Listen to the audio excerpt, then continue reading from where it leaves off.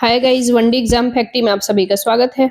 Guys, आज हम लोग इन्वायरमेंट इकोलॉजी देखने वाले हैं। ठीक है, इसके पहले जो है वनडे एग्जाम फैक्ट्री पे ऑलरेडी जो है हमने आर्ट एंड कल्चर का हम लोग कंप्लीट पूरा करा चुके हैं 365, यानी कि पीटी 365। इसके अलावा अगर हम बात करें तो पॉलिटी एंड गवर्नेंस ये भी कंप्लीट करा चुके हैं। 5 पार्ट ऑलरेडी मेरे चैनल पे वनडे एग्जाम फैक्ट्री पे इकोलॉजी इन्वायरमेंट का चला गया है। आज जो है ये हम लोग देखेंगे। ठीक है, कह रहे कि हाइड्रोजेल जो है ये बहुत ही ज्यादा न्यूज में रहा है, तो इस पे हम लोग डिस्कशन करेंगे। ठीक है, यानी कि भारतीय विज्ञान संस्था ने पानी से माइक्रो प्लास्टिक हटाने के लिए नया हाइड्रोजेल डिजाइन किया है।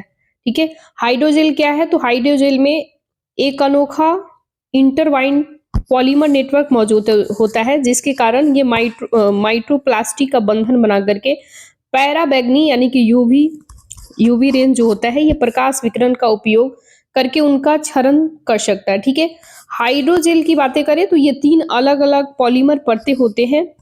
ठीक है, चिटोशन, पॉलीविनाइल एल्कोहल और पॉलीएनिलीन। ठीक है, इसका उपयोग जो है हाइजीन प्रोडक्ट्स में, टूथपेस्ट में, चिकित्सा के क्षेत्र में, कॉन्ट्रैक्ट लेंस में, ड्रग डिलीवरी सिस्टम में, औद्योगिक क्षेत्र में, एयर कंडीशन वगैरह में इसका यूज होता है। ठीक है, नेक्स्ट हम लोग देखेंगे बायोप्लास्टिक। ठीक है, बायोप्लास्टिक ये भी बहुत ही ज्यादा चर्चा में रहा। तो नागालैंड के कुछ लघु किसान प्लास्टिक की जगह कसावा स्टार्च से बने बायोप्लास्टिक बैग का इस्तेमाल कर रहे हैं। ठीक है, यानी कि नागालैंड के जो कुछ किसान हैं, लघु किसान, ये प्लास्टिक की जगह क्या कर रहे हैं? कसावा स्टार्च से बने बायोप्लास्टिक बैग का इस्तेमाल कर रहे हैं। बायोप्लास्टिक के बाद खाद बन जाते हैं। ठीक है, यानी कि ये बायोप्लास्टिक जो है ये जमीन में, मिट्टी में, सॉइल में घुल जाता है। ठीक है, जिसके कारण ये खाद बन जाता है। बायोप्लास्टिक के बारे में हम बात करें तो ये जैव आधारित पॉलीमर होता है। इसका उत्पादन सूक्ष्म जीवों की उपस्थिति में कार्बोहाइड्रेट, वनस्पति तेल सहित नवीकरणीय संसाधनों से किया जाता है। इसे सूक्ष्म जीवों यानी कि कवक, बैक्टीरिया, यीस्ट निम्नकृत किया जा सकता है। CO2, जल और बायोमास का उत्पादन होता है। कृत्रिम प्लास्टिक जैसे भी भौतिक गुण होते हैं इसमें, इसका कार्बन फुटप्रिंट जो होता है काफी कम होता है। इसी के कारण ये प्लास्टिक का बेहतर विकल्प है। यानी कि प्लास्टिक का यूज करेंगे तो कहीं ना कहीं आप जो प्लास्टिक गार्बेज जो हो जाता है उसको फेंकते हैं, तो वो क्या है ना, मिट्टी, सॉइल में वो घुलता भी नहीं है एंड वो इन्वायरमेंट को कहीं ना कहीं नुकसान पहुंचाता है। ठीक है, इसलिए इन्होंने ये डिसीजन किया है कि बायोप्लास्टिक बैग का इस्तेमाल किया जाए, जिससे कि वो खाद भी बन जाएगा, है ना, एंड इन्वायरमेंट पे इफेक्ट भी नहीं पड़ेगा। ठीक है, तो आपको याद रखना है कि नागालैंड में। ठीक है, नेक्स्ट हम लोग देखते हैं स्टील स्लैग। तो स्टील स्लैग क्यों चर्चा में है? केंद्रीय सड़क अनुसंधान संस्था CRRI ने सड़क निर्माण स्टील स्लैग के उपयोग प्रसंस्करण के लिए दिशा निर्देश जारी किया है। तो इसके बारे में हम लोग जानेंगे कि स्टील स्लैग क्या है। तो ये स्टील बनाने की प्रक्रिया उत्पन्न ठोस अपशिष्ट है। ठीक है, कैल्शियम, इसमें लोहा, सिलिकॉन, मैग्नीशियम ऑक्साइड का यूज होता है। इसका मुख्य उपयोग कहाँ होता है? तो सड़क के आधार निर्माण सामग्री जैसे स्टील स्लैग रोड टेक्नोलॉजी के रूप में, पोर्टलैंड सीमेंट और उर्वरक निर्माण के रूप में, मृदा उर्वरता को बढ़ाने के रूप में, ये मिश्रण सामग्री के रूप में यूज होता है। स्टील स्लैग रोड टेक्नोलॉजी की हम बात करें तो ये तकनीकी का लाभ क्या क्या हो सकता है? तो ये सड़क को टिकाऊ बना सकता है। इसके साथ ही फिसलन प्रतिरोध बढ़ाने में, यानी कि जो काफी स्मूथ वगैरह होता है उसके प्रतिरोध बढ़ाने में, फिर बिटुमिन्स की तुलना में काफी किफायती है, यानी कि सस्ता में हो जाता है।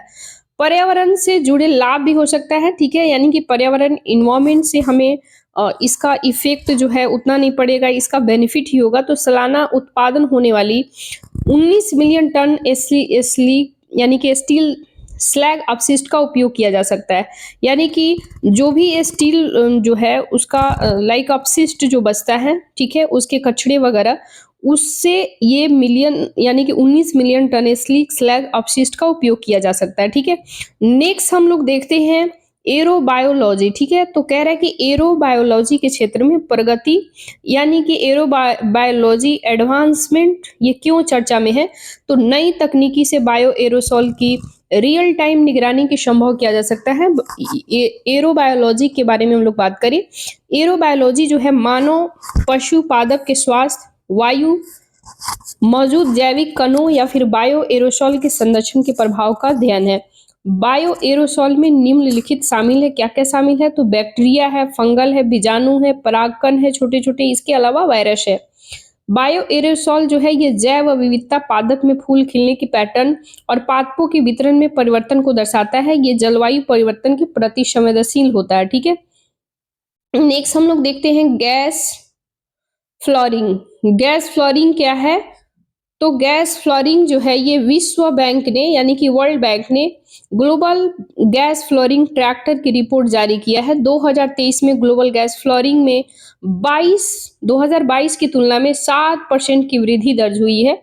इसी की वजह से 23 मिलियन टन अधिक CO2 उत्सर्जन हुआ है। ठीक है, ग्लोबल गैस फ्लेयरिंग की बात करें तो इसके लिए क्या जिम्मेदारी है, कौन सा कंट्री जिम्मेदार है, तो रूस है, ईरान है, इराक है, संयुक्त राज्य अमेरिका है। ठीक है, गैस फ्लेयरिंग के बारे में हम बात करें तो ये तेल निकालते समय उसके स्थान यानी कि उसके साथ निकलते प्राकृतिक गैस का दहन गैस फ्लोरिंग कहलाता है।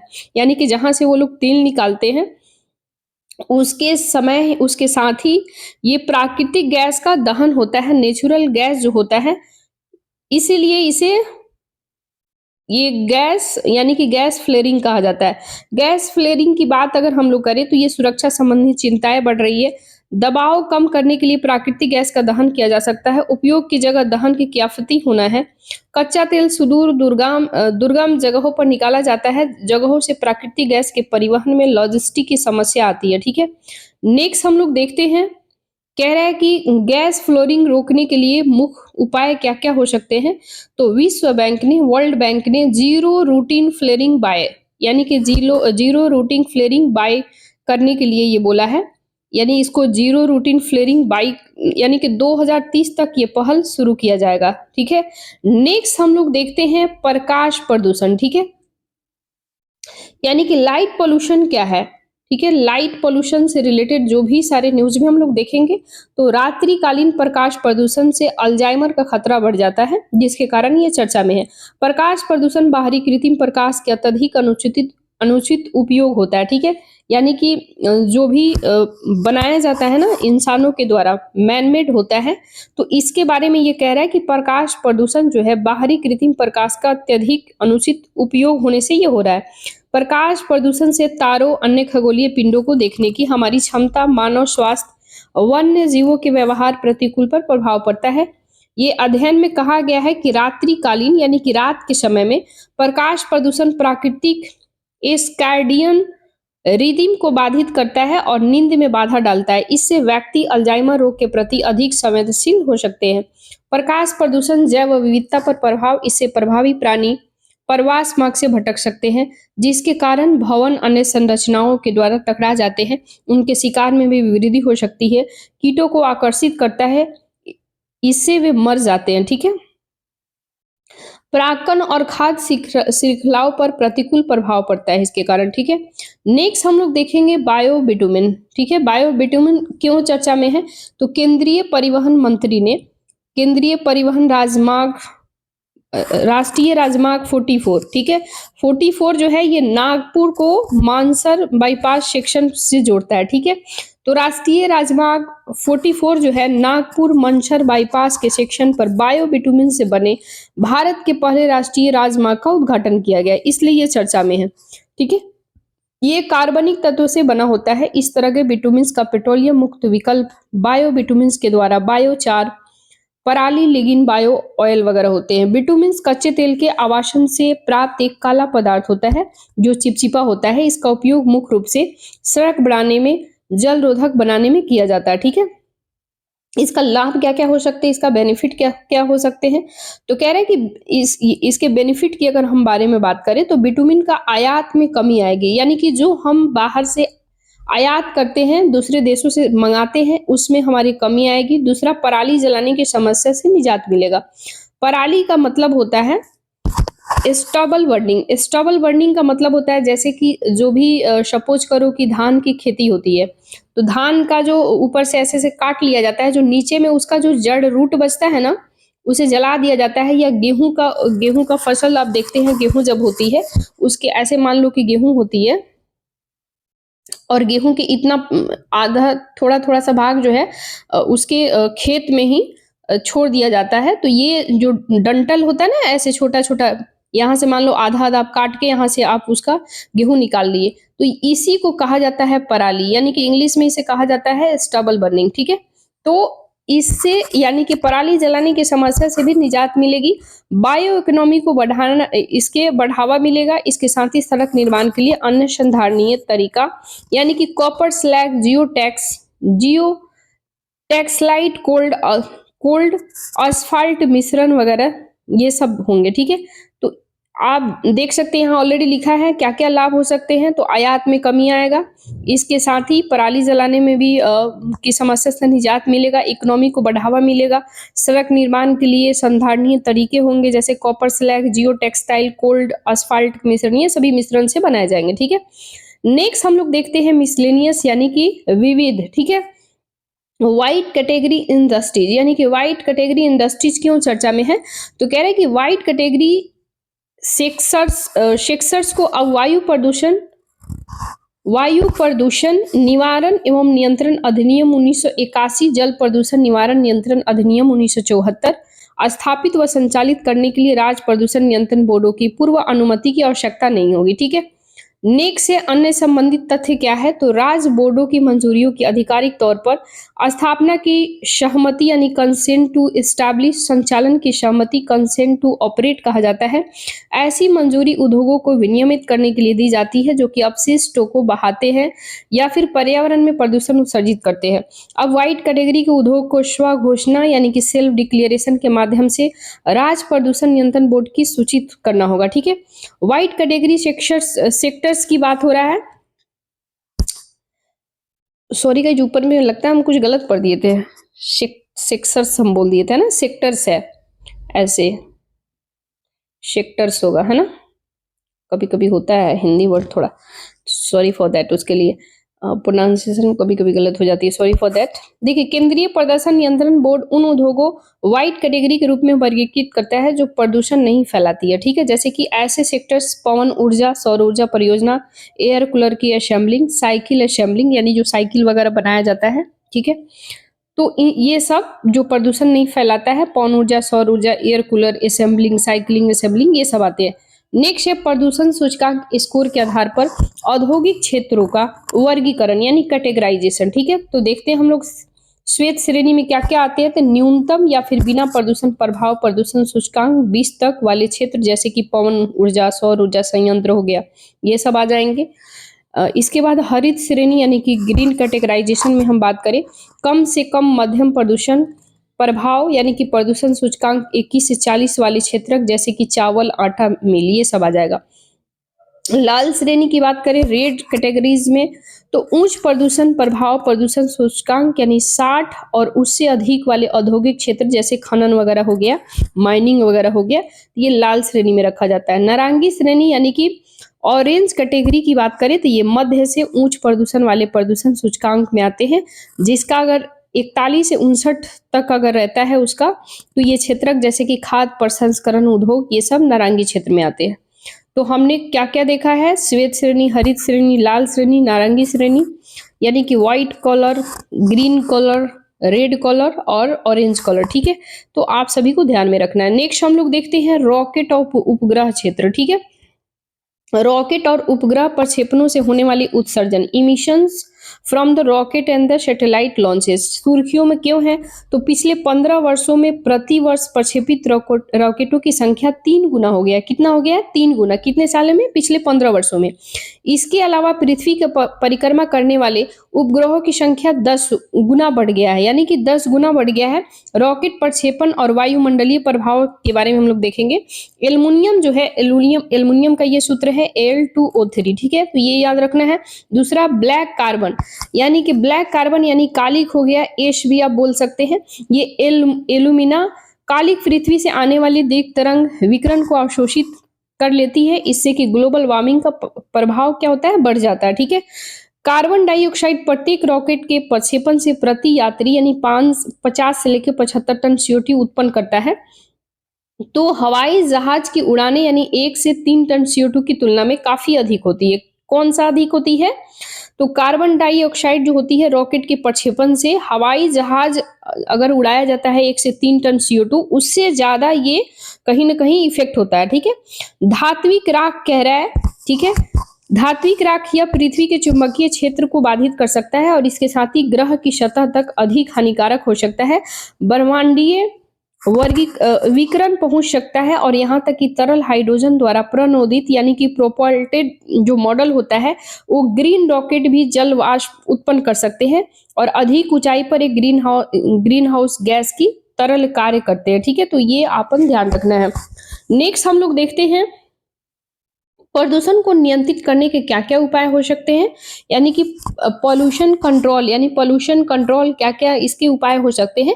तो लघु उपग्रह का क्षैतिज प्रक्षेपण, इसे सामान्यतः रूप से भूमि से प्रक्षेपित किए जाने वाले भारी भरकम रॉकेट ईंधन का लगभग 1/20 भाग ही खपत होगा और ये पुनः प्रवेश के लिए प्रक्षेपण पथ यानी कि ट्रैजेक्टरी नियंत्रण नए प्रयासों उपग्रह कम ऊंचाई यानी कि 12 से 18 मील पर दहन का सुझाव दिया जाता है, यानी कि 12 से लेके 18 मील के बीच तक आप दहन कर सकते हैं, इसका सुझाव दिया जाता है यानी सजेस्ट किया जाता है, ताकि धातु जो है ऑक्साइड पृथ्वी पर तेजी से वापस आ सके, ठीक है।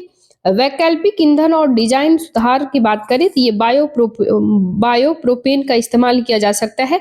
अपशिष्ट को कम करने के लिए ये फिर से उपयोग में आ सकने वाले प्रक्षेपण वाली विकसित की जानी चाहिए, ठीक है। नेक्स्ट हम लोग देखते हैं भारत का वार्षिक भूमि उपयोग।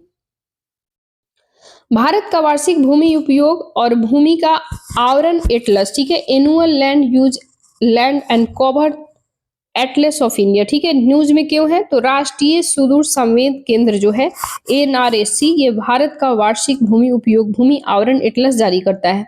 सबसे पहले तो क्वेश्चन आपसे बनेगा कि कौन जारी करता है? तो राष्ट्रीय सुदूर संवेदन केंद्र ये जारी करता है। दूसरा है इसका उद्देश्य क्या है? तो ये पर्यावरण की विकासमान कार्य प्रणाली की बेहतर समझ प्रदान करने के लिए भूमि उपयोग पैटर्न का व्यवस्थित रूप से विश्लेषण करना, ठीक है।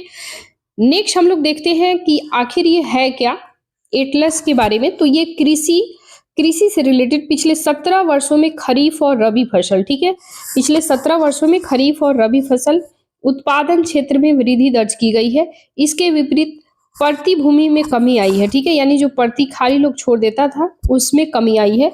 दोहरी तिहरी और वार्षिक फसली क्षेत्रों में 82.22% की वृद्धि हुई है।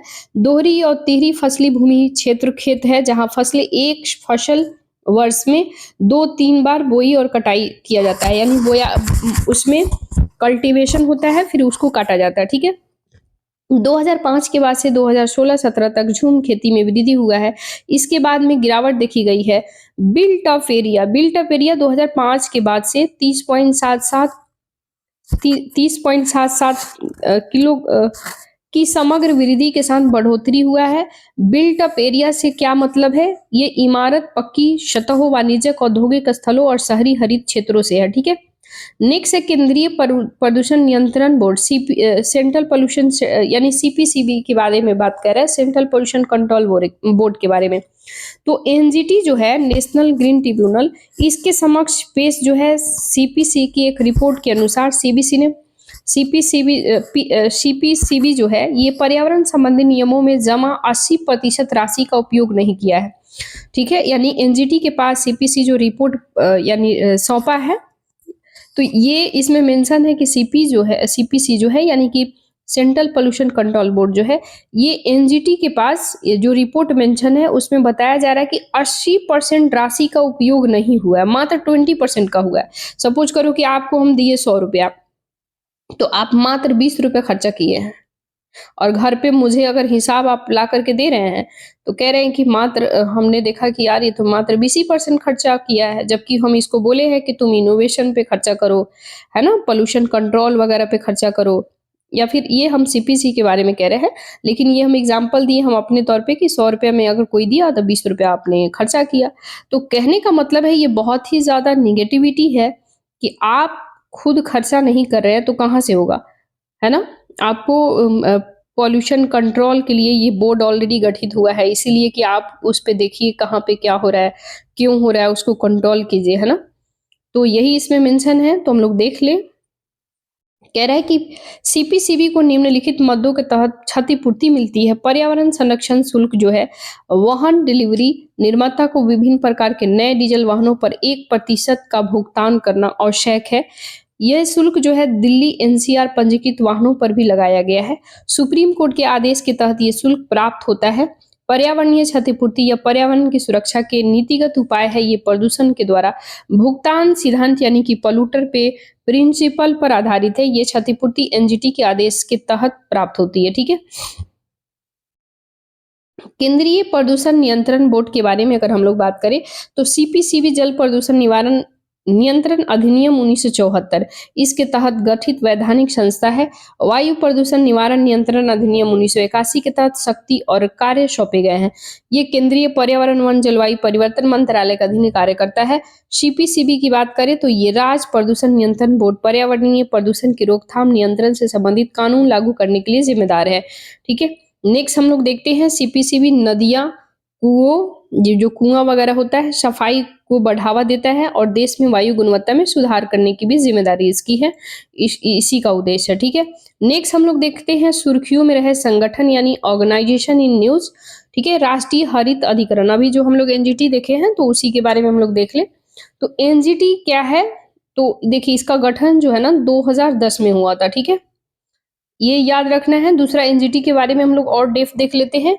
तो एनजीटी ये नई दिल्ली में ऑलरेडी इसकी एस्टैब्लिशमेंट हुई है। राष्ट्रीय हरित अधिकरण के अनुसार गंगा नदी के फ्लड प्लेन बाढ़ क्षेत्रों पर अतिक्रमण किया जा रहा है, इसलिए ये न्यूज में है। इसकी मुख्य पीठ कहाँ है, तो नई दिल्ली में स्थित है। अन्य पीठ भोपाल में है, पुणे में, यानी पीठ है मतलब ब्रांचेज। ठीक है, तो भोपाल में है, पुणे में है, कोलकाता है, चेन्नई, यानी कि 4 इसका ब्रांच है। एक भोपाल हो जाएगा, दूसरा पुणे हो जाएगा, तीसरा कोलकाता हो जाएगा, और चौथा में चेन्नई हो जाएगा। ठीक है, कह रहा है कि इसकी मुख्य पीठ यानी इसकी मेन ब्रांच जो है नई दिल्ली में स्थित है।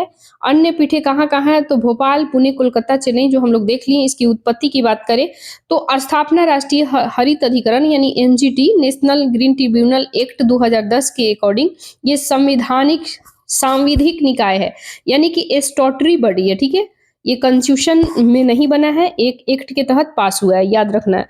संरचना बात करें तो इसमें एक अध्यक्ष होते हैं, 10 और 20 न्यायिक सदस्य के साथ ये विशेषज्ञ शामिल होते हैं। मार्गदर्शन सिद्धांत ये प्राकृतिक न्याय के सिद्धांत द्वारा निर्देशित है। ये सिविल प्रक्रिया संहिता 1908 के अंतर्गत कई प्रक्रिया से बंधा हुआ बाध्य नहीं है। ठीक है, इसके शक्तियां क्या क्या हो सकती है, तो ये सिविल न्याय की शक्ति मिलती है, इसको स्वतः संज्ञान लेने की शक्ति है, प्रभावित व्यक्तियों को मुआवजा, क्षतिपूर्ति वगैरह राहत प्रदान करने की भी इसके पास शक्ति है। ठीक है, सौंपे गए कार्य एक विशिष्ट न्यायिक निकाय है जिसे देश में पर्यावरणीय मामलों पर निर्णय लेता है, और इसकी सहायता के लिए पर्यावरण से संबंधित विषय विशेषज्ञ शामिल होते हैं। ठीक है, तो नेक्स्ट हम लोग देखते हैं राष्ट्रीय हरित अधिकरण का विधायी फ्रेमवर्क क्या है। तो जैव विविधता अधिनियम 2002 के तहत लोक दायित्व बीमा अधिनियम 1991, पर्यावरण संरक्षण अधिनियम 1986, पर्यावरण प्रदूषण निवारण अधिनियम नियंत्रण अधिनियम 1981, वन संरक्षण अधिनियम 1980, जल प्रदूषण निवारण अधिनियम उपकरण अधिनियम 1977, जल प्रदूषण निवारण और नियंत्रण अधिनियम 1974 के तहत ये कार्य करता है। ठीक है, नेक्स्ट हम लोग देखते हैं इसे आवेदन अपील दायर करने की 6 महीने के भीतर भीतर मामले का निपटारा करने के कार्य सौंपा गया है। इसे आदेश बाध्यकारी होता है, यानी ये जो आदेश करेगा, सपोज करो कि सीपीसीबी को उन्हें आदेश किया तो सीपीसी नकार नहीं सकता है, यानी कि सेंट्रल, ये सीपी, एक मिनट लिख के समझा देते हैं, सीपीसीबी, ठीक है, सेंट्रल सेंट्रल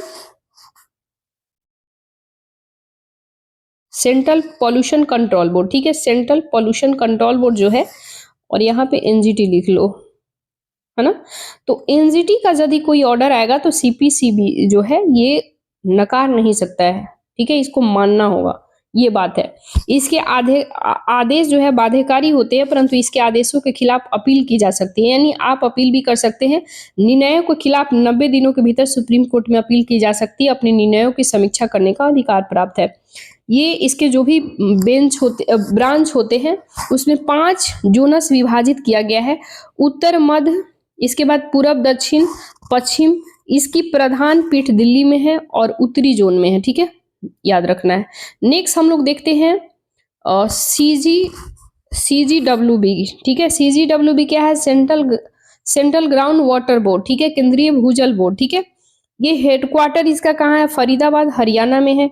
केंद्रीय भूजल बोर्ड जो है इसका उद्देश्य क्या है, भारत के भूजल संस्थानों के प्रबंधन के लिए प्रौद्योगिकी का विकास, प्रसारण करना, राष्ट्रीय नीतियों का निगरानी करना, कार्यान्वयन करना। इसकी उत्पत्ति कब हुआ था, तो स्थापना 1970 में हुआ था। एक्सप्लोरेटरी ट्यूबवेल ऑर्गेनाइजेशन का नाम बदल करके किया गया था। ये जल शक्ति मंत्रालय के अंतर्गत आता है। जल संसाधन, नदी विकास, गंगा संरक्षण विभाग के तहत अधीनस्थ कार्य करता है। इसके कार्य क्या क्या है, तो भूजल आकलन करना, ठीक है, जल वृत्तों यानी कि एक्वीफायर का मानचित्रण करना, उनकी उपलब्धता, गुणवत्ता का मूल्यांकन करना, निगरानी जो है 25,000 से लेके अधिक निगरानी के अधीन कुओं के माध्यम से भूजल स्तर, उसकी गुणवत्ताओं को निगरानी करना। विनियमन की बात करें तो भूजल के संधारणीय उपयोग के लिए दिशा निर्देश, नीतियों का विकास करना। वैज्ञानिक अध्ययन जो है हाइड्रोलॉजिकली, भूभौतिकी, रासायनिक विश्लेषण करना। प्रमुख पहले की हम बात करें, थोड़ा सा ऊपर कर दे, तो कह रहे हैं प्रमुख पहल जो है राष्ट्रीय जल वृत्त मानचित्रण प्रबंधन कार्यक्रम, जल वृत्तों का मानचित्रण करना, क्षेत्र विशिष्ट भूजल प्रबंधन योजना का सुझाव देना, कृत्रिम पुनर्भरण परियोजनाओं, भूजल के पुनः भ्रमण के लिए वर्षा जल संचय पुनर्भरण तकनीकों को बढ़ावा देना, भूजल संबंधी विनियमन, भूजल के अत्यधिक दोहन नियंत्रण करने के लिए राज्य विशिष्ट नियामक तंत्र की सिफारिश करना, ठीक है। रिपोर्ट की बात करें तो dynamics ground water resources of India भूजल की उपलब्धता से जुड़े आंकड़ों का आकलन करने वाली वार्षिक रिपोर्ट है। ग्राउंड वाटर एयर बुक, ये भूजल स्तर और गुणवत्ता की स्थिति का सारांश है। एक्वीफायर मैपिंग रिपोर्ट, इसे जल वृत्त संबंधित विशेषताओं और प्रबंधन रणनीतियों का विस्तृत विवरण होता है, ठीक है। नेक्स्ट हम लोग देखते हैं वायु गुणवत्ता प्रबंधन आयोग, ठीक है, ये भी चर्चा में है, यानी कि commission for the air quality management, ठीक है। तो इसके बारे में हम लोग देखेंगे। राष्ट्रीय राजधानी क्षेत्र एनसीआर और निकटवर्ती क्षेत्रों में वायु गुणवत्ता प्रबंधन आयोग जो है ये बहुत ही चर्चा में है। तो कह रहे राष्ट्रीय राजधानी क्षेत्र निकटवर्ती क्षेत्रों में वायु गुणवत्ता प्रबंधन आयोग अधिनियम 2021 के तहत गठित किया गया एक वैधानिक निकाय है, यानी कि एक स्टैट्यूटरी बॉडी है। इसे पर्यावरणीय प्रदूषण रोकथाम नियंत्रण प्राधिकरण की जगह लाया गया है। सौंपे गए कार्य क्या क्या है, तो राष्ट्रीय राजधानी यानी कि एनसीआर क्षेत्र में, जैसे कि पंजाब, हरियाणा, उत्तर प्रदेश, राजस्थान सहित पड़ोसी क्षेत्रों में वायु गुणवत्ता का प्रबंधन को देखना, ठीक है, यानी कि ये जो है इस एयर क्वालिटी मैनेजमेंट को देखना। इसका उद्देश्य क्या है, तो वायु गुणवत्ता सूचकांक के द्वारा चिन्हित समस्याओं के संबंध में बेहतर समन्वय, अनुसंधान संबंधित मुद्दों की पहचान करना, उनका समाधान करना। इसके कार्य क्या क्या है, ये राज्य सरकार को पर्यावरणीय प्रदूषण के लिए वैधिक दिशा निर्देश जारी करता है, अनुपालन न करने पर जुर्माना लगाता है, अपराध के लिए 5 साल तक की कैद और 1 करोड़ रुपए तक का जुर्माना या दोनों हो सकते हैं, ठीक है। नेक्स्ट हम लोग देखते हैं संधारणीय विकास, सस्टेनेबल डेवलपमेंट। देखो संधारणीय विकास हो तो ठीक है, आप लोग डेली डेली पढ़ते हैं, बट एक लाइन में हम और बता दें। देखो सस्टेनेबल डेवलपमेंट का मतलब होता है ये नहीं कि आप एजुकेशन आपका ठीक है, इकोनॉमिकल कंडीशन ठीक है, ठीक है, इसके बाद हेल्थ, ठीक है। यही नहीं हो गया संधारणीय विकास। संधारणीय विकास का मतलब होता है ओवरऑल सभी में, यानी कि सतत विकास सभी तरीके से। ये नहीं कि आप 10 रुपये कमा रहे हैं, आज उसमें से 8 रुपये जाके हॉस्पिटल में आप दे रहे हैं, तबीयत आपकी खराब हो रही है, नहीं। ये भी नहीं कि आप अच्छा खा रहे हैं, अच्छा तबीयत है, इसके बावजूद भी आप देखो तो पर्यावरण को नुकसान हो रहा है, तो वो भी नहीं होनी चाहिए। यानी कि ओवरऑल एस्पेक्ट इसमें कवर होनी चाहिए कि आपकी हेल्थ कैसा है, आपका एजुकेशन कैसा है, आप बच्चे को पढ़ने को भेज रहे हैं कि नहीं भेज रहे हैं, है ना? इसके बाद आप जो है आपकी हेल्थ वगैरह पे कितना खर्चा करते हैं, हेल्थ को कितना कॉन्शियस रखते हैं।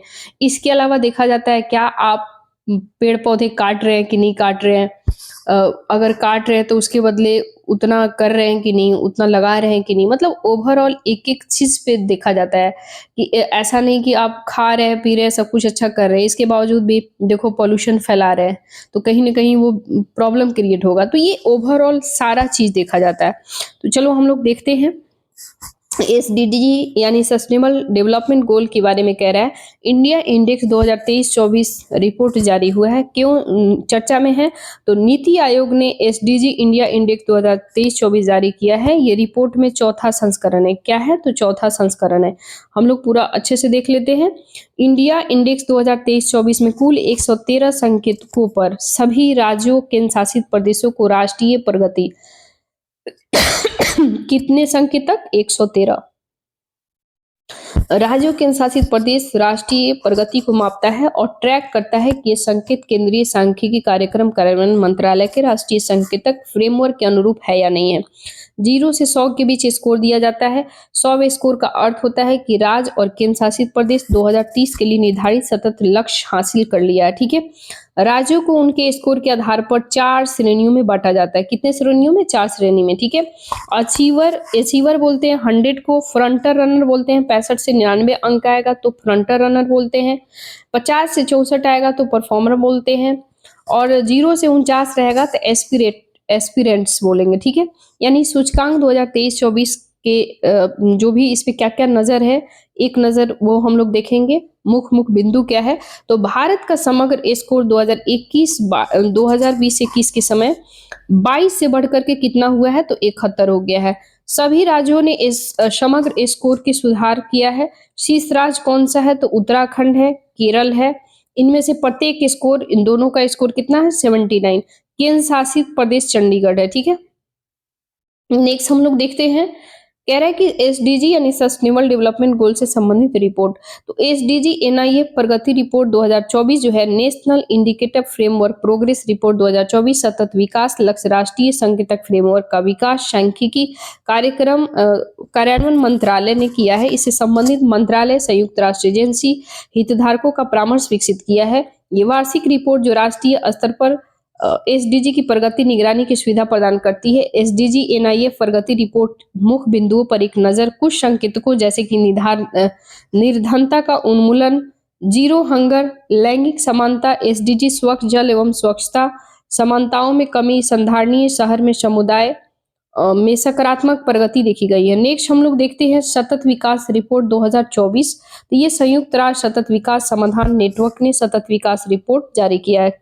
ठीक है, तो एक तो आप इंडिया के लेवल पे देख सकते हैं कि नीति आयोग जारी किया, दूसरा कौन है? संयुक्त राष्ट्र सतत विकास समाधान नेटवर्क एसडीएसएन ने। ये रिपोर्ट में क्या क्या कहा गया है? तो औसतन केवल 16% सस्टेनेबल गोल लक्ष्य ऐसे हैं जिन्हें विश्व स्तर पर 2030 तक प्राप्त किए जाने की पूरी संभावना है। सतत विकास लक्ष्यों की प्राप्ति प्रगति में फिनलैंड शीर्ष नंबर पे है, इसके बाद स्वीडन है, फिर डेनमार्क है। यानी पहले नंबर पे कौन है? तो स्वीडन है।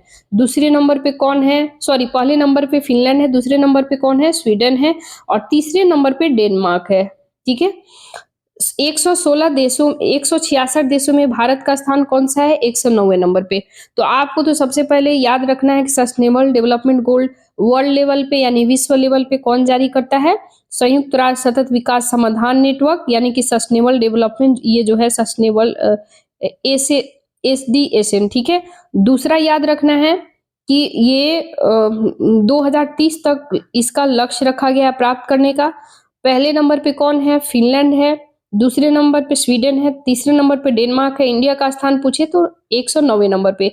अगर आपसे नीति आयोग से पूछे, नीति आयोग से रिलेटेड जस्ट अभी हम यहाँ आपको बताए हैं, तो इसमें नीति आयोग में पहला नंबर पे कौन सा है, तो उत्तराखंड है। ये आपको याद रखना है, जस्ट अभी हम बताए हैं। उत्तराखंड है, दूसरे नंबर पे केरल है। अगर ये आपसे यूटी में पूछे तो चंडीगढ़ है, ठीक है। तो इतना चीज आपको ध्यान में रखना है। नेक्स्ट हम लोग देखते हैं, ये तो देख लिए ना, हाँ यहाँ से संयुक्त राष्ट्र आधारित बहुपक्ष यूएन बेस्ड, अच्छा यहाँ पे 166 देशों में 109वें स्थान पर है भारत। भारत निर्धनता उन्मूलन व गुणवत्ता शिक्षा संबंधित लक्ष्यों को प्राप्ति की दिशा में बेहतर प्रगति कर रहा है। हालांकि संधारणीय शहर और जलवायु परिवर्तन के खिलाफ कार्रवाई संबंधित लक्ष्यों को दिशा में प्रगति कमजोर होती दिख रही है, ठीक है। जैसे हम बताएं नहीं कि मान लो आप लाख एजुकेशन ठीक है, आपका हेल्थ ठीक है, इसके बावजूद भी आप कहीं ना कहीं पॉल्यूशन फैला रहे हैं, पॉल्यूटेड कर रहे हैं, तो ये सारी प्रॉब्लम है। संयुक्त राष्ट्र आधारित बहुपक्षवाद यूएन बेस्ड मल्टीलेटरल के समर्थन के नाम से एक नया सूचकांक जारी किया गया है। ये सूचकांक संयुक्त राष्ट्र तंत्र के साथ 7 देशों की संलग्नता के आधार पर इन देशों को रैंक प्रदान करता है। ये सूचकांक बारबाडोसा के शीर्ष रैंक प्राप्त हुआ है, ठीक है। भारत को 139वां रैंक मिला है, संयुक्त राज्य अमेरिका सबसे अंतिम पायदान पर है, ठीक है। नेक्स्ट हम लोग देखते हैं सतत विकास लक्ष्य रिपोर्ट 2024 जो है, ये जारीकर्ता कौन है, संयुक्त राष्ट्र आर्थिक सामाजिक मामलों का विभाग यूएन डेसा, ठीक है, यूएन डेसा। 2030 तक केवल 17% एसडीजी को प्राप्त किए जाने की संभावना है। एसडीजी प्राप्त करने में भारत की सकारात्मक प्रगति क्या है, तो एसडीजी 3 में मातृ मृत्यु दर में गिरावट किया है भारत ने। सस्टेनेबल डेवलपमेंट गोल 4 चौथे नंबर पे जो है उच्च माध्यमिक शिक्षा संकलन नामांकन अनुपात में वृद्धि हुआ है। सस्टेनेबल डेवलपमेंट गोल 7 जो है 7वें नंबर पे जो है ये नवीकरणीय ऊर्जा से रिलेटेड है। तो 2023-24 में स्थापित नवीकरणीय ऊर्जा उत्पादन क्षमता में लगातार वृद्धि किया है। 9वें नंबर पे क्या है, तो ये जो है पेटेंट से रिलेटेड है। तो ये जो है 2023-24 जारी किए गए पेटेंट की संख्या में भी वृद्धि हुआ है, ठीक है। नेक्स्ट हम लोग देखते हैं चिपको आंदोलन, बहुत ही न्यूज में है। तो वर्ष 2023 में चिपको आंदोलन की 50 वर्ष पूरा हो गया, इसलिए न्यूज में है, तो पीटी में क्वेश्चन बन सकता है, ठीक है। चिपको आंदोलन वनों की कटाई के खिलाफ एक अहिंसक प्रतिरोध था। ये आंदोलन उत्तराखंड के चमोली जिले के रेनी गांव में शुरू हुआ था। आंदोलन की उत्पत्ति मूलतः चिपको आंदोलन की शुरुआत 18वीं शताब्दी राजस्थान के बिश्नोई समुदाय ने पवित्र वृक्षों की रक्षा के लिए किया था, ठीक है। वहां पर इस आंदोलन का नेतृत्व अमृता देवी ने जोधपुर के तत्कालिक राजा के आदेश के विरुद्ध किया था। इस आंदोलन के परिणाम स्वरूप एक शाही आदेश पारित किया गया था, जिसमें सभी बिश्नोई समुदाय के गांव में पेड़ को काटने पर प्रतिबंध लगाया गया था। वो लोग जाकर के पेड़ से चिपक जाते थे कि नहीं मुझे मार दो, मुझे काट दो, लेकिन पेड़ को नहीं काटो। ये लोग ऐसे आंदोलन किए थे। आंदोलन के नेता कार्यकर्ता इस आंदोलन का मुख्य रूप से ग्रामीण महिलाओं ने अपने अपने बिना मतलब निर्वाह किए हुए साधनों समुदाय की रक्षा के लिए भागीदारी की थी। प्रमुख नेतृत्वकर्ता कौन थे, तो सुंदर लाल बहुगुणा, चंडी प्रसाद भट्ट, गौरा देवी, ये 3 आदमी, ठीक है। इको फेमिनिज्म की बात करें तो दार्शनिक राजनीतिक आंदोलन के रूप में, जिसमें पारिस्थितिकी मुद्दे, उनके समाधान, महिला की भूमिका, महत्व और उजागर किया गया, ठीक है। नेक्स्ट हम लोग देखते हैं पर्यावरण आंदोलन। तो साइलेंट वैली मूवमेंट 1973 में ये आंदोलन केरल के पलक्कड़ जिले में कुथी पूजा नदी पर बनने वाली एक जल विद्युत परियोजना के विरोध में चलाया गया था। अपिपको आंदोलन 1983 में हुआ था। ये आंदोलन कर्नाटक में पांडुरंग हेगड़े के नेतृत्व में चलाया गया था। नर्मदा बचाओ आंदोलन 1985 में हुआ था। इसका नेतृत्व पर्यावरण कार्यकर्ता मेधा पाटकर ने नर्मदा पर बड़े बांध बनाने के खिलाफ किया गया था। अन्य महत्वपूर्ण पर्यावरणीय आंदोलन यानी कि चिल्का बचाओ आंदोलन, ठीक है, यानी कि अन्य महत्वपूर्ण पर्यावरणीय आंदोलन चिल्का बचाओ आंदोलन, काशीपुर में बॉक्साइट खनन के खिलाफ आंदोलन किया गया था। गर्धमर्दन पर्यावरण संरक्षण आंदोलन भी हुआ था, ठीक है। नेक्स्ट हम लोग देखते हैं पर्यावरण आर्थिक लेखांकन प्रणाली यानी कि system of the environment economic accounting, ठीक है। ये बहुत ही चर्चा में है, तो हम लोग देखेंगे। सांख्यिकी एवं कार्यक्रम कार्यान्वयन मंत्रालय ने एनटी NV sorry NV states India, ठीक है, NV states India 2024 environmental account 7वां संस्करण जारी हुआ है, ठीक है। कह रहा है कि एनवी स्टेट्स जो है, एनवी स्टेट पर्यावरणीय सांख्यिकीय पर्यावरण आर्थिक लेखांकन प्रणाली फ्रेमवर्क के अनुसार संकलित किया गया है। ये पर्यावरण समय के साथ साथ अलग अलग स्थानों पे इसके सबसे महत्वपूर्ण परिवर्तनों, उनके प्रभावित करने वाले मुख्य कारकों के बारे में जानकारी प्रदान किया गया है। एनवीस स्टेट्स के बारे में हम बात करें तो 7वें अंक में 4 क्षेत्रकों को शामिल किया गया है। ये 4 क्षेत्रक कौन कौन है? ऊर्जा लेखा है, महासागर लेखा है, मृदा पोषक तत्व है, सूचकांक जैव विविधता है, बायोडायवर्सिटी, ठीक है।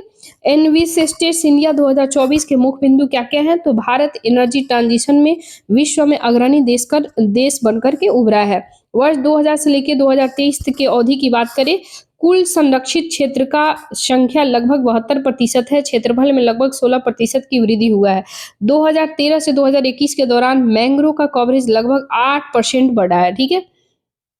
नेक्स्ट हम लोग देखते हैं, कह रहा है कि पर्यावरण आर्थिक लेखांकन प्रणाली के बारे में। तो पर्यावरण आर्थिक लेखाओं के संकलन के लिए एक सहमत अंतर्राष्ट्रीय फ्रेमवर्क है। ये अर्थव्यवस्था पर्यावरण के बीच अंतरक्रिया के साथ साथ पर्यावरणीय परिसंपत्ति के स्टॉक एवं उनमें बदलाव को भी वर्णन करता है। सी के 2 पक्ष है, ठीक है। SEE के 2 पक्ष है। तो क्या है? केंद्रीय फ्रेमवर्क, इसके साथ ही SEEACF CEA परिस्थितिकी तंत्र लेखांकन, ठीक है। SEACF क्या है? तो पर्यावरणीय परिसंपत्ति अलग अलग संसाधनों की माप करता है और यह बताता है कि अर्थव्यवस्था में इनका कैसे उपयोग किया गया है। उदाहरण के लिए लकड़ी, जल, मछली, मृदा, ठीक है। SEEA जो है, EA एक पारिस्थितिकी तंत्र और आर्थिक मानवीय गतिविधियों के लिए उसके द्वारा प्रदान की जाने वाली सेवाओं की माप करता है। जैसे उदाहरण के तौर पे अगर हम बात करें तो वन हो गया, नदी हो गया, प्रवाल भित्ति हो गया, ठीक है। नेक्स्ट हम लोग देखते हैं भारत में पर्यावरण का लेखांकन क्या है, ठीक है। तो सांख्यिकी एवं कार्यक्रम कार्यान्वयन मंत्रालय के तहत राष्ट्रीय सांख्यिकी कार्यालय को भारत के लिए पर्यावरण सांख्यिकी राष्ट्रीय संसाधन लेखांकन की कार्य प्रणाली का विकास सौंपा गया है, ठीक है। MOSPI strategy for the environmental economical account and India 2022-26 जारी किया है। भारत ने प्राकृतिक पूंजी लेखांकन, पारिस्थितिकी तंत्र सेवाओं का मूल्यांकन में भी भाग लिया है। इन कैप्स की बात करें तो संयुक्त राष्ट्र सांख्यिकी विभाग, UNST, संयुक्त राष्ट्र पर्यावरण कार्यक्रम, UNEP और जैविक विविधता पर अभिसमय CBDV इसके सचिवालय के द्वारा 2017 में लॉन्च किया गया था। सर पार्थ दासगुप्ता समिति की सिफारिश पे 2018 में पहली बार एनवी स्टेट्स रिपोर्ट जारी किया है, ठीक है। नेक्स्ट हम लोग देखते हैं सकल पर्यावरण उत्पादन सूचकांक यानी कि ग्रॉस इन्वायरमेंटल प्रोडक्ट्स इंडेक्स, ठीक है, GEPI। ये उत्तराखंड सकल पर्यावरण उत्पादन सूचकांक शुरू करने वाला देश का पहला राज्य बन गया है। सकल पर्यावरण उत्पाद सूचकांक के बारे में बात करें, मानवीय उपायों की वजह से ये होने वाली पारिस्थितिकी विकास का मूल्यांकन करने का एक नया तरीका है। GEPI 4 पिलर्स है, क्या क्या है? तो वायु, मृदा, पेड़, जल। मूल्यांकन का तरीका क्या है? GEP सूचकांक वायु बराबर GEPI सूचकांक प्लस जल, यानी कि GEPI सूचकांक मृदा प्लस सूचकांक वन प्लस सूचकांक, ये सारा है, ठीक है। ये हमारे पारिस्थितिकी तंत्र, प्राकृतिक संसाधन, मानवीय गतिविधियों के दबाव, उनके प्रभाव का आकलन करने में मदद करता है। ये अर्थव्यवस्था समग्र कल्याण में प्राकृतिक पारिस्थितिकी तंत्र के योगदान भी गणन करता है। नेक्स्ट हम लोग देखेंगे वैकल्पिक ईंधन ऊर्जा दक्षता, alternative fuels energy and energy efficiency, ठीक है। तो भारत में नवीकरणीय ऊर्जा, रिन्यूएबल एनर्जी इन इंडिया, ठीक है। ये क्यों चर्चा में है तो वो हम लोग देखेंगे। कह रहा है कि भारत में नवीकरणीय ऊर्जा की वर्तमान स्थिति क्या है। तो इसकी हम स्थिति की वर्तमान बात करें तो कह रहा है कि कुल स्थापित उत्पादन क्षमता में नवीकरणीय ऊर्जा स्रोत जो है जल विद्युत सहित की हिस्सेदारी 45.0% नवंबर 2023 तक है, ठीक है। था स्रोतवार हिस्सेदारी घटते क्रम में यानी कि सौर ऊर्जा में 20.6% है। पवन ऊर्जा की बात करें तो 10.5%, जल विद्युत में बात करें तो 10.3 है, बायोमास पावर की बात करें तो 2.3 है। लघु जल विद्युत परियोजना में 1.1, अपशिष्ट ऊर्जा में बात करें तो 0.1 है। नवीकरणीय ऊर्जा की क्षमता में पिछले 10 वर्षों में 2014 से 24 में 165% की वृद्धि हुआ है। नवीकरणीय ऊर्जा क्षमता में अग्रणी राज्य राजस्थान है और इस सूची में सबसे ऊपर इसके बाद गुजरात, तमिलनाडु, कर्नाटक का स्थान आता है। ठीक है, अगर हम लोग वैश्विक स्तर पर भारत की बात करें तो भारत नवीकरणीय ऊर्जा क्षमता के मामले में विश्व में चौथे स्थान पे है। ठीक है, भारत पवन ऊर्जा की स्थापित क्षमता वाले मामले में विश्व में चौथे स्थान पे है। भारत 2023 में जापान को पीछे छोड़ते हुए तीसरे सबसे बड़ा सौर उत्पादन देश बन गया है, ग्लोबल इलेक्ट्रिसिटी रिव्यू 2024 रिपोर्ट के अकॉर्डिंग। नेक्स्ट हम लोग देखते हैं भारत में नवीकरणीय ऊर्जा को बढ़ावा देने के लिए उठाए गए प्रमुख कदम, यानी कि भारत ने इसके लिए क्या क्या कदम उठाया है। तो कह रहा है नेशनल ग्रीन हाइड्रोजन मिशन, इस मिशन का लक्ष्य 2030 तक लगभग 15 मिलियन मीट्रिक टन वार्षिक ग्रीन हाइड्रोजन उत्पादन क्षमता हासिल करने के लिए रखा गया है। उच्चतम दक्षता वाले सौर पीवी मॉड्यूलर पर राष्ट्रीय कार्यक्रम के लिए पीएलआई योजना का उद्देश्य उच्च दक्षता वाले सौर पीवी मॉड्यूलर में गीगावाट पैमाने की विनिर्माण क्षमता हासिल करना है। पीएम कुसुम योजना के तहत बंजर भूमि में सौर ऊर्जा संयंत्र लगाकर किसानों के लिए आय सृजन करना है। पीएम सूर्य घर योजना के तहत मुफ्त बिजली योजना, इसका उद्देश्य वित्तीय वर्ष 2027 तक 1 करोड़ घरों में रूफटॉप सोलर प्लांट स्थापित करना है। सौर ऊर्जा परियोजना का उद्देश्य सौर ऊर्जा डेवलपर को सभी कानूनी मंजूरियों के साथ प्लग एंड प्ले मॉडल प्रदान करना है। हरित ऊर्जा गलियारा, ये भारत सरकार का सारा इनिशिएटिव है और इस परियोजना के तहत नवीकरणीय ऊर्जा को उनके उत्पादन स्थल से खपत स्थल तक पहुंचने को सुगम बनाता है और भविष्य की आवश्यकताओं के अनुरूप ग्रिड को पुनः आकार देने के लिए शुरू किया गया। ठीक है, नेक्स्ट हम लोग देखते हैं भारत के द्वारा निर्धारित नवीकरणीय ऊर्जा लक्ष्य। भारत ने 2030 तक गैर जीवाश्म ईंधन स्रोतों से ऊर्जा क्षमता को 500 गीगावाट तक पहुंचाने का लक्ष्य रखा है। इसके अलावा 2030 तक ऊर्जा आवश्यकताओं को कम से कम आधा हिस्सा नवीकरणीय ऊर्जा के माध्यम से पूरा करने का लक्ष्य रखा है। ठीक है, नेक्स्ट है जस्ट एनर्जी ट्रांजिशन। ठीक है, तो जस्ट एनर्जी ट्रांजिशन क्या है, क्यों चर्चा में है, तो कह रहा है कि भारत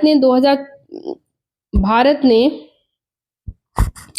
कॉन्फ्रेंस ऑफ पार्टीज 29 में, यानी कॉन्फ्रेंस ऑफ पार्टीज जो 29वां हुआ है, तो कह रहा है इससे रिलेटेड कि कॉन्फ्रेंस ऑफ पार्टीज 29 में जस्ट ट्रांजिशन पर आयोजित द्वितीय वार्षिक उच्च स्तरीय मंत्री स्तरीय गोलमेज सम्मेलन में ग्लोबल क्लाइमेट जस्टिस ऑफ सम्मान कार्रवाई की वैश्विक आवश्यकता पर बल दिया है। अंतर्राष्ट्रीय श्रम संगठन आईएलओ के अकॉर्डिंग जस्ट ट्रांजिशन का अर्थ है अर्थव्यवस्था को इस तरीके से हरित बनाना जो सभी के लिए निष्पक्ष और समावेशी हो, गरिमापूर्ण रोजगार के अवसर प्रदान करे और किसी को भी पीछे न छोड़ा जाए। इसमें सुनिश्चित किया जा सकता है कि सभी लोगों को जस्ट ट्रांजिशन लाभ और रोजगार के अच्छे अवसर मिले।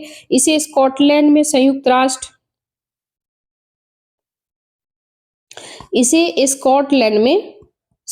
जलवायु परिवर्तन सम्मेलन कॉन्फ्रेंस ऑफ पार्टीज 26 में सहमत जस्ट ट्रांजिशन घोषणा पत्र मान्यता दिया गया था। मान्यता इससे विशेष रूप से जीवाश्म ईंधन, उच्च कार्बन उत्सर्जन वाले उद्योगों पर निर्भर श्रमिकों के समुदाय के अधिकारों और तथा आजीविका की रक्षा करना शामिल है। ठीक है, नेक्स्ट है समावेशन यह सुनिश्चित करना है कि निर्णय लेने में सभी संबंधित हितधारक जैसे श्रमिक, सरकार, उद्योग, नागरिक समाज शामिल है।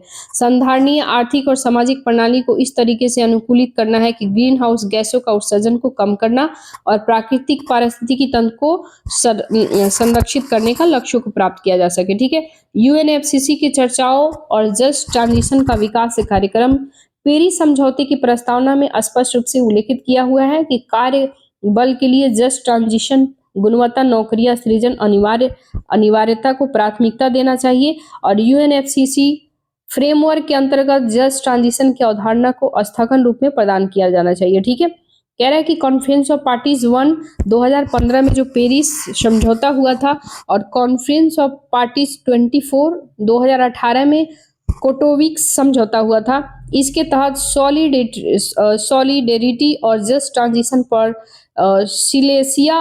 सिलेशिया घोषणा पत्र अपनाया गया था। भारत जैसे देश ने जस्ट ट्रांजिशन को अपनाने के लिए पर्याप्त वित्तीय सहायता की आवश्यकता पर प्रकाश डाला है। दक्षिण अफ्रीका ने जस्ट एनर्जी ट्रांजिशन पार्टनरशिप की घोषणा किया है, ठीक है। इसके अलावा जस्ट ट्रांजिशन वर्क प्रोग्राम के तहत तौर तरीके उद्देश्य परिभाषित किया गया था, उन्हें अपनाया गया था। इस प्रोग्राम के तहत पहली वार्ता संपन्न हुआ था, ठीक है। तो आपको conference of parties 2015, conference of parties 2018, इसके बाद कॉन्फ्रेंस ऑफ पार्टी 26वां जो है ग्लासगो में हुआ था 21 में, कॉन्फ्रेंस ऑफ पार्टी 27वां जो है शर्म अल शेख 2022 में हुआ था, कॉन्फ्रेंस ऑफ पार्टीज 28वां 2023 दुबई में हुआ था, ठीक है। नेक्स्ट हम लोग देखते हैं जस्ट ट्रांजिशन के लिए उठाया गया कदम क्या है। जस्ट ट्रांजिशन पार्टनरशिप, इसे यूएनएफसीसी के कॉन्फ्रेंस ऑफ पार्टी 26 में लॉन्च किया गया है। आईएलओ की जस्ट ट्रांजिशन दिशा निर्देश के सभी पर्यावरणीय रूप से संधारणीय अर्थव्यवस्था समाज की ओर से जस्ट ट्रांजिशन के लिए दिशा निर्देश उन्हें 2015 में सरकार को नियोक्ताओं और श्रमिक गठबंधनों के प्रतिनिधि द्वारा अपनाया गया था। जस्ट ट्रांजिशन फॉर द अल पहल विश्व बैंक द्वारा शुरू किया गया था। नवीकरणीय ऊर्जा प्रौद्योगिकी कार्रवाई प्लेटफॉर्म RET यानी कि RETAP के संयुक्त कार्य समूह पहली बार भारत और संयुक्त राज्य अमेरिका के प्रतिनिधित्व के बीच शुरू हुआ था। रेटैप यानी कि RETAP जो है ये घोषणा भारत और अमेरिका के द्वारा संयुक्त रूप से 2023 में स्ट्रेटेजिक क्लीन एनर्जी पार्टनरशिप के तहत किया गया था, ठीक है। 2021 में लॉन्च किया गया था। नेक्स्ट हम लोग देखेंगे एनर्जी ट्रांजिशन इंडेक्स, ठीक है। ये विश्व आर्थिक मंच WEF यानी वर्ल्ड इकोनॉमिक फोरम के द्वारा ये जारी होता है। ये frosting effective energy transition 2024 report में एनर्जी ट्रांजिशन इंडेक्स पे आधारित है। 120 देशों का मूल्यांकन करता है। 120 देशों की ऊर्जा प्रणाली के प्रदर्शन, सुरक्षित, संधारणीय, समावेशी ऊर्जा प्रणाली को अपनाने की तैयारी करता है और इसका तैयारी करके मूल्यांकन करता है। एनर्जी ट्रांजिशन के आशय यानी इसका मतलब है जीवाश्म ईंधन की जगह नवीकरणीय ऊर्जा स्रोतों को अपनाना है और इसे कार्बन डाइऑक्साइड CO2 को उत्सर्जन को कम करना है, ठीक है। नेक्स्ट है रिपोर्ट की मेन पर्पस क्या है।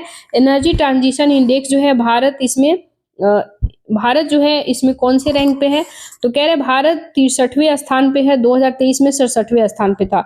सर्वश्रेष्ठ प्रदर्शन करने वाले 5 देश कौन है, तो स्वीडन है, डेनमार्क है, फिनलैंड है, स्विट्जरलैंड है, फ्रांस है, ठीक है। सर्वश्रेष्ठ प्रदर्शन करने वाले 20 देशों में से G20 समूह में 6 देश भी शामिल है। ये फ्रांस, जर्मनी, ब्राजील, चीन, यूनाइटेड किंगडम, संयुक्त राज्य अमेरिका, ठीक है। नेक्स्ट हम लोग देखेंगे अपतटीय पवन ऊर्जा यानी कि ऑफशोर विंड एनर्जी क्या है, ठीक है। तो ऑफशोर विंड एनर्जी के बारे में हाल ही में केंद्रीय मंत्रिमंडल ने अपतटीय पवन ऊर्जा परियोजना के कार्यान्वयन के लिए वायबिलिटी गैप फंड योजना मंजूरी दिया है। ये नोडल मंत्रालय केंद्रीय नवीन और नवीकरणीय ऊर्जा मंत्रालय के तहत ये काम करता है। इसका उद्देश्य क्या है, तो 1 गीगावाट की अपतटीय पवन ऊर्जा योजनाओं को स्थापना, उससे ऊर्जा उत्पादन शुरू करना। गुजरात तमिलनाडु के तट पर 500 मेगावाट की क्षमता वाली परियोजना स्थापित की जाएगी, ठीक है। नेक्स्ट है वायबिलिटी गैप फंडिंग के बारे में। वायबिलिटी गैप फंडिंग क्या है, आर्थिक मामलों की मंत्रिमंडल समिति 2005 में केंद्रीय क्षेत्रक योजना के रूप में वायबिलिटी गैप फंडिंग स्कीम और संरचना सार्वजनिक निजी भागीदारी को वित्तीय सहायता योजना को मंजूरी दिया है। इस योजना के तहत संचालन केंद्रीय वित्त मंत्रालय आर्थिक कार्य विभाग द्वारा किया जाता है। वायबिलिटी गैप फंडिंग का उद्देश्य क्या है, और संरचनात्मक परियोजना को सहायता देना जो कि आर्थिक रूप से उपयोगी हो, वित्तीय रूप से कम लाभकारी हो। इस परियोजना के तहत सहायता केवल उन अवसंरचना संबंधित परियोजनाओं को दिया जाता है जिनमें निजी क्षेत्रक परियोजना स्पॉन्सर का चयन प्रतिस्पर्धी बोली यानी कि कॉम्पिटिटिव बाइंडिंग प्रक्रिया के माध्यम से किया जाता है, ठीक है।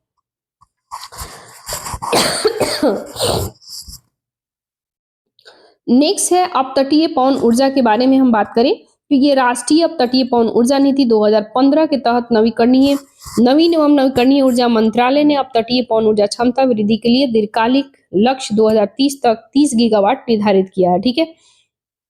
नेक्स्ट हम लोग देखेंगे अपतटीय ऑफशोर पवन ऊर्जा परियोजना क्या है, इसका लाभ क्या है, इसका कारण क्या है, ये सब हम लोग देखेंगे। अधिक ऊर्जा का उत्पादन बड़े टरबाइनों के कारण ऑफशोर टरबाइन ऑनशोर टरबाइन की तुलना में एक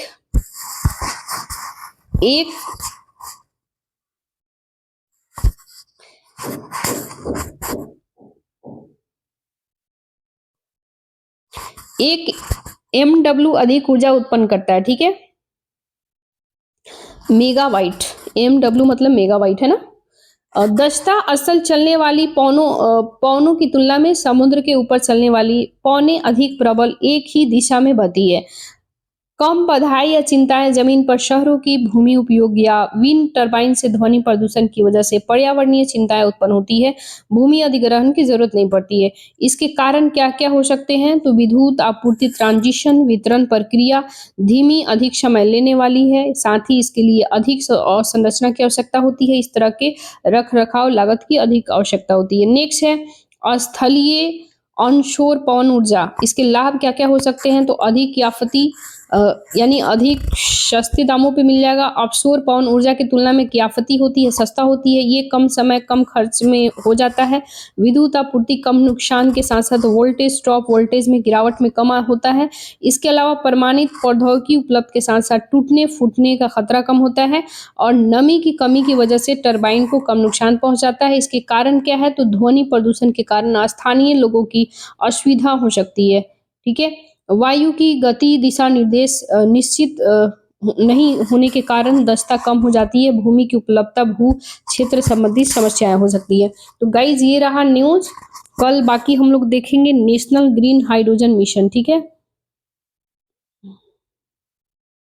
पेज नंबर 91, यानी कि 2 से 3 वीडियो और आएगा और ये आपका फाइनल हो जाएगा इन्वायरमेंट इकोलॉजी। गाइज जितना बार देखिएगा जितना बार रिवीजन कीजिएगा उतना ही आपको याद होगा, है ना। ईयरफोन लगा के कहीं इत्मीनान से शांति जगह बैठ जाइएगा, ईयरफोन लगा के चुपचाप सुनते रहिएगा। 2 से 3 बार 4 बार सुन लीजिएगा ना, पूरा हूबहू याद हो जाएगा, समझे। एंड इसके बाद कमेंट में बताइएगा इसके बाद कौन सा चाहते हैं, इंटरनेशनल रिलेशन या फिर इकोनॉमिक्स या फिर पर्सन इज न्यूज, जो भी सारे हैं पर्सनालिटी न्यूज या फिर सोशल इशू, कौन सा चाहते हैं आप कमेंट में जरूर बताइएगा। एंड मेरा चैनल नया है, सपोर्ट कीजिएगा, मेरे चैनल को लाइक कीजिएगा, शेयर कीजिएगा। जो भी मेरे चैनल पे न्यू एस्पायरेंट है तो सब्सक्राइब कर लीजिएगा। एंड जो भी पढ़ने वाले स्टूडेंट होंगे उनके पास आप लोग जरूर इस वीडियो को पहुंचाइएगा, है ना। तो उनके पास शेयर जरूर कीजिएगा एंड कमेंट करके जरूर बताइएगा, ठीक है। जब तक के लिए जय हिंद जय भारत गाइस, फिर मिलते हैं नेक्स्ट वीडियो में।